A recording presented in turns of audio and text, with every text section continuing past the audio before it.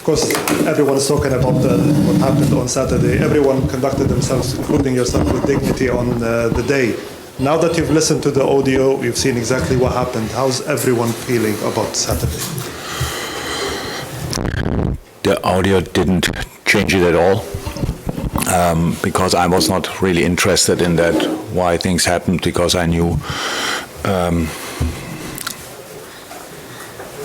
I saw the outcome, I saw a goal, we scored, and it didn't count, so I was now not waiting for the audio and then sitting there and hoping I find out how it could happen or whatever. So what I want to say is it's really important that we, as big as football is, that we just, and important as football is for us at least, that we really deal with it in a proper way. So, and I mean that all of the people involved, on-field ref, linesman, fourth official, and especially now in this case VAR, they didn't do that on purpose. So, and we should not forget that. Yes, it was a mistake, an obvious mistake, and I think there would have been solutions for it afterwards. If not, and I can say immediately, even probably some people don't want me that to say, but not as a manager of Liverpool so much, more as a football person, I think the outcome should be a replay. That's how it is. Probably will not happen. The argument against that will probably be, if we open that gate, then everybody will ask for it. I think the situation is that unprecedented that it didn't happen before in that moment. And we are all used. I'm 56 years old, and I'm since 50 years in football, and I'm absolutely used. I don't deal always well with it, but I'm used to wrong decisions, difficult decisions, blah, blah, blah, all these kind of things. But something like that, as far as I can remember, never happened.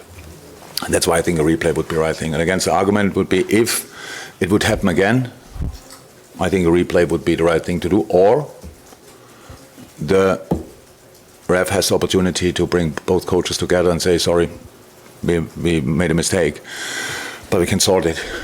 Let Liverpool score a goal and we start from there. In the specific game, it was what makes it a bit more special than obviously is that we conceded 2 minutes after we scored a regular goal. And how all things depend on each other. If the goal would have counted, we would have started the game.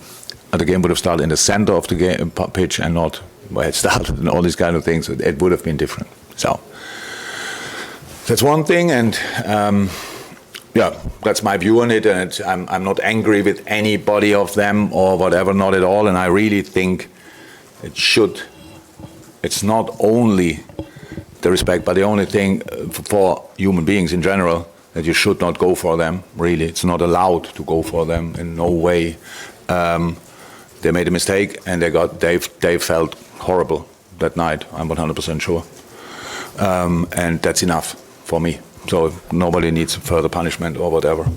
And I think we should discuss it on a completely normal basis, without emotions. And I'm not angry. I could discuss it, but it's not my job. I'm here to prepare a game, a super important and super difficult game against Saint-Gilloise, and that's much more important. But because I understand that you asked the question and you want to have answers for that, what I thought, what made this day really difficult for us is all the other decisions. Because there's another thing, we talk about the process now of VAR, and that's one, how they talk to each other. But in this game, there was another situation when Curtis Jones got a red card, and I stick to the opinion, there's not a red card.